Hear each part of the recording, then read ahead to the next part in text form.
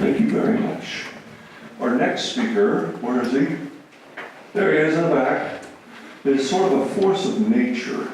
I met Luke through his dad, actually, who connected us. And he spoke here once before, and I think he electrified the audience. And so he's back for a return engagement. So I want to introduce Luke Maxwell, and he's going to tell you his story.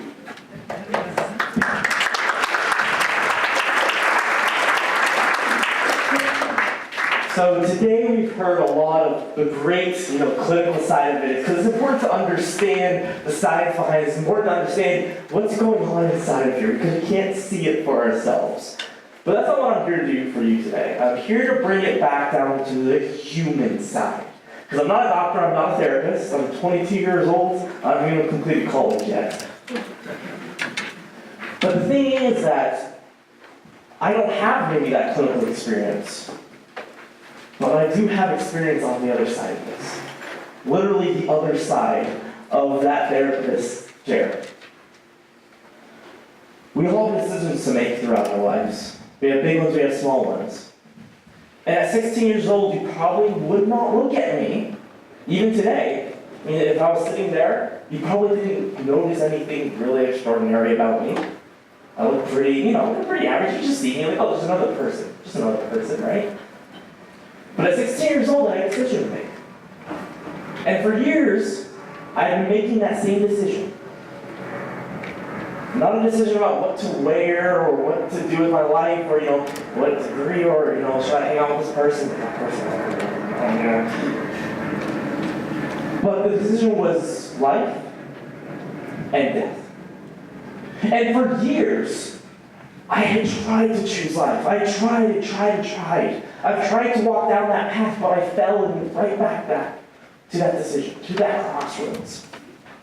And finally, on December 3rd, 2012, a date I will never forget, I finally decided I can't choose that path anymore. That day, that morning, I woke up and I said, that's it, I'm done. And that is why I'm here today in front of you. Because, unfortunately, just like me, going unseen under the radar, being unnoticed until something bad happens, more than 1 in 4 of my peers at the time, teenagers, high school age students, more than 1 in 4 suffer from depression, according to the Center for Disease Control and Prevention, the CDC. I thought I was alone, and I had no idea how wrong I was about that. Because the CDC goes on to tell us that 1 in 12 of high school students, just like myself, who looked like me, who acted like me, who talked like me, 1 in 12 attempt suicide. Amongst people from the ages of 13 to 25, suicide is not the 10th leading cause of death, but among young people, it's the 2nd leading cause of death. That's why I'm here today in front of you. Not because I have a story to share with you, but because my friends, my peers, are dying. And the thing I discovered throughout my journey of recovery is that it's pretty simple. It's not easy, but it's simple. Is that you need to recognize the problem, you need to overcome the problem, but then I go one step further and say, no, it's not enough. You need to be unashamed. Right? Simple, not easy, I know. I know firsthand how not easy that is. But I'm a fan of simplifying things, bringing it down to the basics. And the thing is, I didn't know any of this. I had no education. I had no experience when it came to mental health. I was one of those really, really happy kids, maybe a little bit, maybe too high on the serotonin. I don't know what's going on with me at that time, but I was a kid. I had the most energy of anyone I knew, the first one awake in the morning. I woke up just so I could live life more. I grew up in a very Catholic family, 6 siblings. We're one of those families. But around the age of 12, I noticed something started to change. I'd always been kind of emotional and have those highs that I want to be on most of the time. Most of the time I was riding that high. But when I did hit a low, starting around the age of 6, now that I remember, now that I know, I can look back, when I hit that low, when something bad happened, I take that dive. I never realized at the time, but at 12, those highs stopped happening. In fact, anything good stopped happening. Any kind of happiness just slowly stopped. And at first I thought, okay, I'm becoming a teenager, right? My brother went through this. I mean, I hope he's not watching this, but it was, his teenager, he had what a quote-unquote a normal teenage, life. In fact, it was, pretty rough. So because I was quiet, because I was more withdrawn, my parents thought, okay, great, we get a breath of fresh air with him. I was in my room reading constantly. Little did they know that was a coping mechanism for all the pain I was slowly more and more dealing with every single day. Just like Matt told us with the symptoms, I wasn't able to sleep at night. And the thing is, like I said, I'm here to bring the human experience, is that most of the times we'll list these symptoms, and we'll think, that's terrible, right? We can all collectively say, that sounds awful. But those of us who've lived through them, we know, yeah, it's pretty bad, right? The problem is it becomes normal. It's that the nights I would stay up, not being able to sleep, eventually crying myself to sleep, just in pain and misery and agony at 12, 13 years old. I began realizing this isn't normal.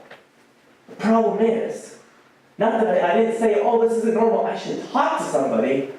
No, instead I made the wrong decision.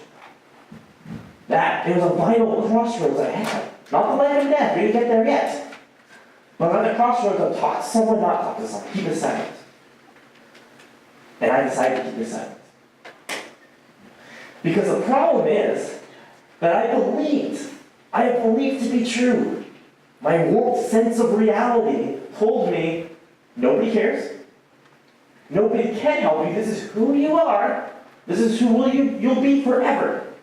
So when he's feeling all this and continuously feeling worse, anxious, depressed, getting more and more suicidal, just trying to find some sense of love and purpose.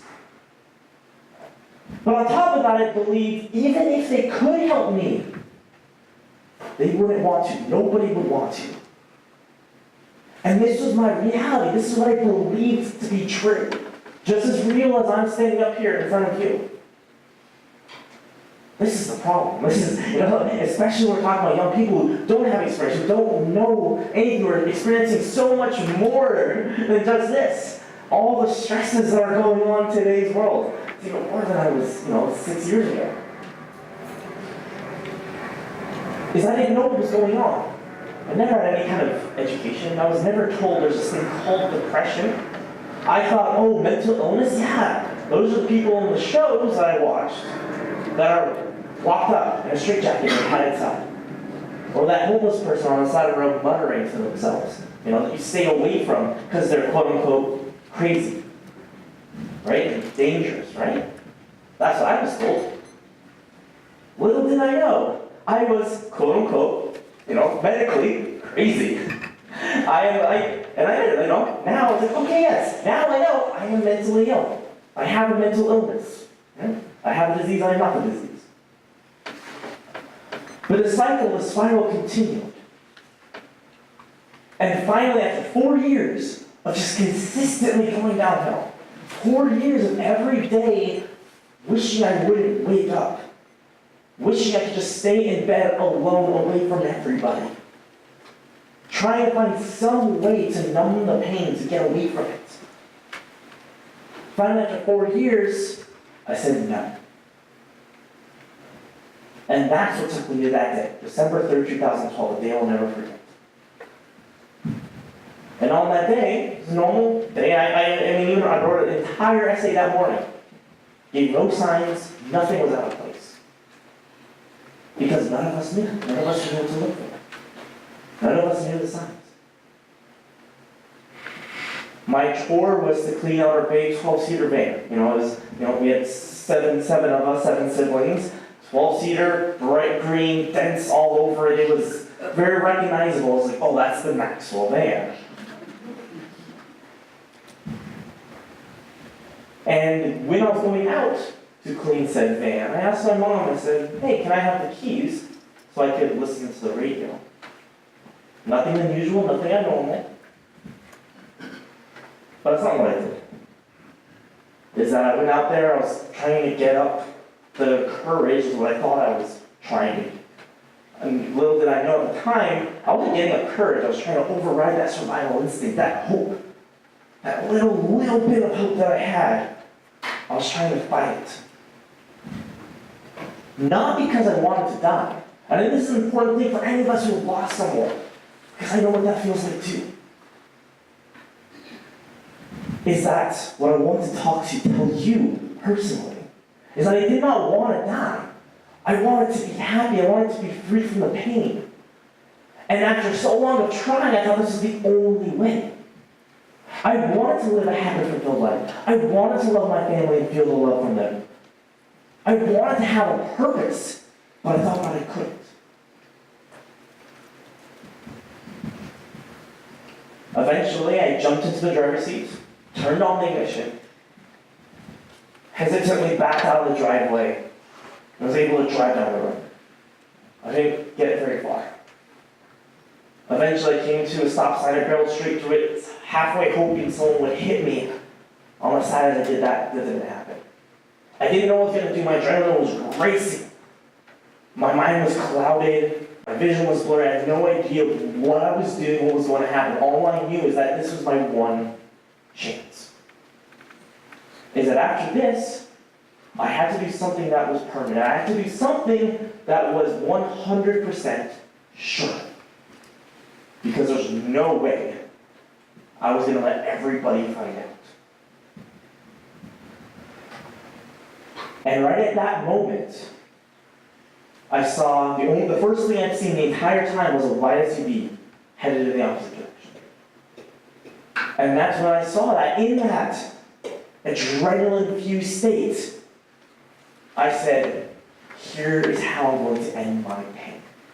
I'm going to be freed. I was almost excited at the thought of not waking up to all of this pain and misery, of this aloneness that I just couldn't shake day after day after day. And so I accelerated, the pedal to the metal, straight down, and going 60 miles per hour, I swerved and slammed head on into that oncoming vehicle. As you might imagine, later we were told that it must have looked like an action movie scene, because both cars flipped in midair multiple times before coming to a crash to the side of the road. I was not wearing any seatbelt. I'm going to be honest, I don't remember much. I was in a state of complete and total shock. I barely have a fuzzy memory of climbing out of the driver's side window and running down the road. I didn't know what I was running from, I didn't know what I was running to. I had a million thoughts running through my head, but the number one thing that kept coming back, the one thing I realized was that my worst nightmare had come true. I had survived. I wasn't prepared for this. Like I said, I had to choose something that was 100% certain. There's no way I could go on another day, and all of a sudden everyone's going to find out about it. And any chance I had at peace was gone. I eventually came back. I don't know where I was going to. I lived out in the middle of nowhere. The police came, the ambulance came, and still in that state of shock. They asked me what happened. I said I did it on purpose. And so they arrested me. I was taken to the hospital. And that's when my parents came in. Now, I'm not a parent. I'm nowhere close to being a parent. Right? Okay, Mom? I'm nowhere close to being a parent. So I can't even start to imagine what they were going through in that moment. But to their credit, they walked in, the first thing they said is that we love you. We had no idea what was going on. We're here to help you get better. And I wish I could say that this was a moment of clarity. You know, in all the movies where like the heavenly light shows and my mind clears, all of a sudden I feel the love of everyone around me. I'm sorry, that's not reality. I was still so far deep into that black hole. I didn't believe them. I thought, yeah, sure, all the secrets are out. Like, there's no hiding anymore. I know you don't care about me. I know you want me gone. I know that all of your lives would be better if I was gone, so stop pretending. I was given a full body scan there that night. And we found out of that full scan that out of that 60-mile-per-hour crash, head on, no seatbelt, multiple flips in midair. I wish I was exaggerating when I said that. I could show you a police report like this somewhere. Out of that full crash, I escaped with only a scratch on my arm. I don't even have a scar. It was a miracle I survived. I think we can all agree about that. I shouldn't have. I had a detective face up, tell me point blank, you should not have survived this. And all I could think of was why? Why is this happening? Why do I have to be the only person in the world to feel this way? Because that's what I believed. I didn't know there was a thing called depression. I had no idea. Still at this point, I still didn't know. I didn't know anything. And why did I have to keep living this way? Why does it have to keep going on? Why can't I just be free? Why? That question just kept coming and kept coming, kept prevailing. That night I was transferred on 5150, some of you are familiar with that unfortunately, on a 72-hour hold to make sure I wasn't a danger to myself or others. And during those 3 days, I really had time to think. I had time to think about my past, my present, even, dare I say, my future. I was diagnosed with major depressive disorder there, right? No doubt. And during that time, with like a little bit of therapy, started medication, by the end I was kind of sick of it. I was like, okay, fine. Everybody here is telling me that I can get better. They're telling me how I can get better. I'm learning about what's going on. Fine, I'll try. I'll try to get better. Because of course I want to be happy. Who doesn't? Who doesn't want to have a fulfilled life? Doing something that matters, finding their passions and all of that. Who doesn't want to do that? And so I decided, okay, we're going to do that. We're going to try. And as many of you know, who personally been touched like this, it all doesn't get better there. The ray of light that shines forth from the heavens and fixes everything. And like all like the baseball players start performing right and start winning like that, cliche movie. It doesn't happen. What we learned, and that's right, we recognize the problem, but we saw that whole journey of overcoming. That journey of overcoming that many of you know too intimately. I was going to therapy twice a week. I was on medication. We were trying to figure out what was going on, what was going to happen, and how to fix this. We were coming in blind. And again, props to my parents who basically just researched 24/7 and said, oh, try this, try that. And me going, okay, sure, I'll try this, I'll try that. I went gluten-free for a year, didn't change anything, but we still tried it. We still tried it. And see, that's the thing. And that's the thing, and that's why I'm so passionate about coming and speaking to all of you. That's why I'm here today. It's because we tried everything. And we learned this works, this doesn't. What we learned is that, hey, exercise, like I said, with the light and the movement and the dopamine and serotonin and all of that. Wow, that actually makes me feel pretty good. And again, right, I wasn't healed right away. I wasn't like I went outside, did some jumping jacks and was healed. But all of a sudden, I realized I feel better. Just a little bit, a fraction of a percent better. And one thing I realized during that time that is now my mantra for life is that the goal is not to be perfect today. Because I don't know about you, but I want that. I would love to be perfect today. The goal is not to be perfect today, it's to be better tomorrow.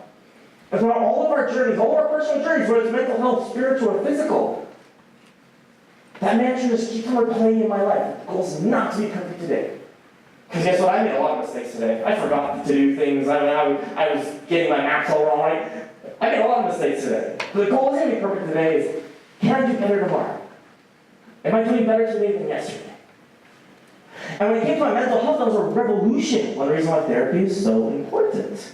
Because guess what? I learned that in the therapy. That's what I learned from my therapist. He said, because I was frustrated. A couple months into this, I was improving. I was. But I was still depressed. Maybe not majorly depressed, maybe not suicidal, but I was still depressed. I told him, I just want to be better. Why can't I just be happy? I just want to be happy just once. Like one day. Just give me a happy day. And he said, well, where did you start? I'm like, oh, like 3 months ago? Yeah, I guess. Oh, that was bad. Yeah, that was bad. 3 months ago, that was a very, very bad place. And he's like, where are you now? Oh, I kind of enjoy life a little bit, actually. Such a severe difference from wanting to end it all to, hey, I think I can do this. And seeing that stark difference and how it's improving just motivated me further. And I think the conversation, what we all need to remember is in all the mental health work we do, and all the stories that we hear, and all the information that we consume, the one thing to always remember is hope.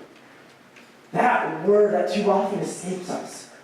That word that sometimes doesn't make it through all the darkness that we have going on. And that's one thing I discovered is that no matter how many relapses I've had, no matter how many difficult times and bad experiences I've gone through since then, the one thing I'll always remember is that I was in that place and I found hope. I can do it again. And me being a very competitive person, I'm like, I'm going to do better than my past self. I'm going to beat him in recovery and getting better. And through through this journey, through overcoming, through healing my body, mind, and soul, right? Healing my body through exercise, through getting my sleep cycle oriented. So that way I'm actually getting some sleep and I'm prepared for the next day. Healing my mind through therapy and medication, which I still do till today. And healing my soul through finding, mainly, the overarching story of that is finding forgiveness and peace. Something that we, again, too often forget about. I know how powerful forgiveness is in my own life because of what it did to my recovery. Not only being forgiven by my parents, by my siblings, by my friends, who I've hurt so much, being forgiven through God through the sacrament of confession, but also, one of the most powerful forgivenesses I experienced was the forgiveness of Lenny Ross, the driver of that white SUV that I completely totaled and sent him to the hospital with lacerations all over his body from broken glass, broken sternum, and other injuries. I didn't know who he was. Well, I didn't know who was in the other car. I never knew. Because for me, it was all about finding something to end my own pain. And when I started thinking, when I started recovering and being able to think clearly, my reality was orienting itself, I came to the realization that that was a person. I mean, that was another person. And every single day I wake up thinking, I am so happy that both him and I are still alive today. And after many, many months of healing, I wanted to meet him. I wanted to get his forgiveness. And not even get his forgiveness, I wanted to just simply say, I'm sorry, because I never got to say that. Because I don't know about you, but if that happened to me, and I didn't know what was going on, I had no details about the other side of the story, I'd be pretty mad, I'd be pretty upset. But we managed to reach out to each other through the DA who was prosecuting me, because remember, I was arrested. That's a fun story. Not at all. Don't get arrested, you know. It's not an experience that you know you're missing out on. It's really nice. But we managed to reach out to each other. We met at a coffee shop about 7 months after the crash. And I was so scared. I was a 16-year-old kid who had done something terrible to another human being. And I had no idea how he was going to react.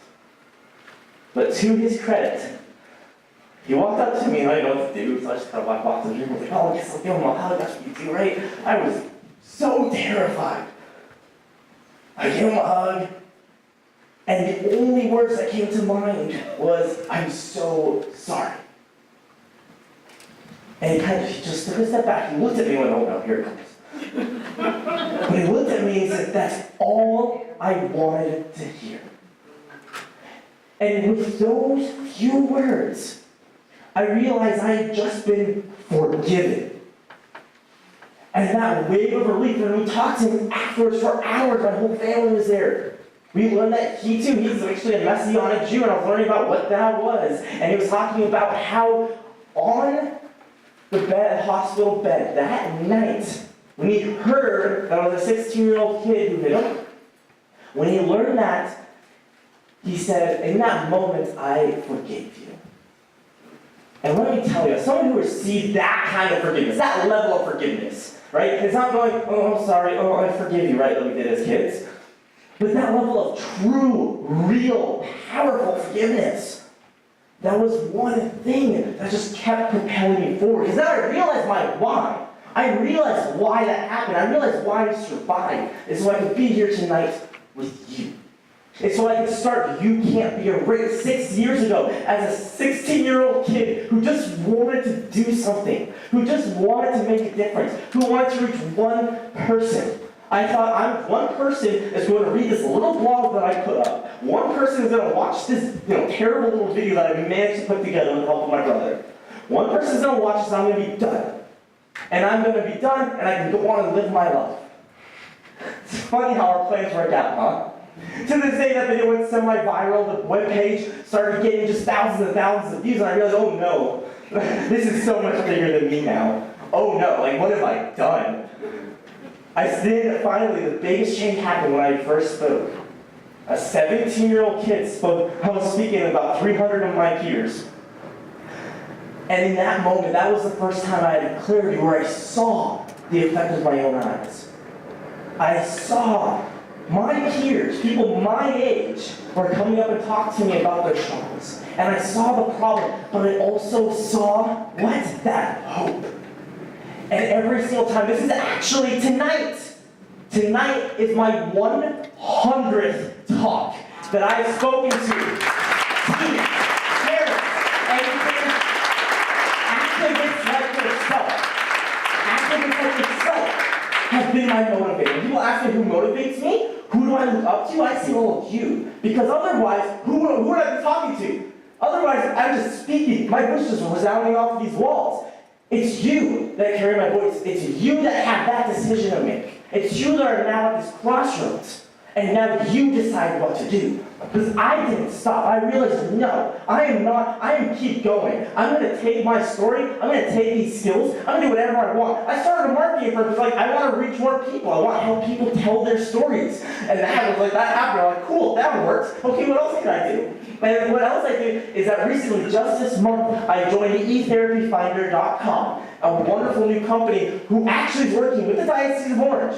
And so, did you know, how many of you heard of eTherapy Finder? Okay, some of you. It should be all of you, because you know what? Your diocese, this place right here, we have a group on there that the diocese personally vetted therapists. So you want to send someone who understands you, your faith, who the diocese itself trusts, you can go there, you can find a group, and you can find a list of therapists who are in the county who you can do video calls with all throughout the platform. As soon as I heard about this, I said, I'm doing this, I'm getting on board. You're not saying no. I'm going to be here, and I'm going to say this to everybody. Because what happens is that you want to get help, you want to find hope, and you got to book an appointment 6 weeks out with a therapist. Not anymore. Not today. I have my own group on there. You can find therapists that I trust. If you're a therapist, I want to talk to you so I can get to know you and I can put you on my group and recommend you to people. Because it's all about finding hope. It's all about finding help and resources and support. And that's why we're all here today. That's why we're here. And that's why we do what we do. Every single one of you. No matter whether it's being unashamed by getting up here and speaking, or whether it's being unashamed by having that story, having that knowledge, and smiling at someone who looks like they're having a bad day. Because you know, Dr. Eric Cariotti, many of you may know him, wrote The Catholic Guide to Depression. Wonderful book. He started me on this whole journey. He tells a story in this book about a man who unfortunately, he ended his life by jumping off the Golden State Bridge. And you know what? They found his diary back in his apartment. And in that diary, you know what I said? If one person, smiles at me on the way to the bridge, I will not jump. The power of being unashamed about using your experiences for good with a smile, with a hug, with a how are you doing? What's been going on in your life? How can I help? Making mental illness an illness just like every other one.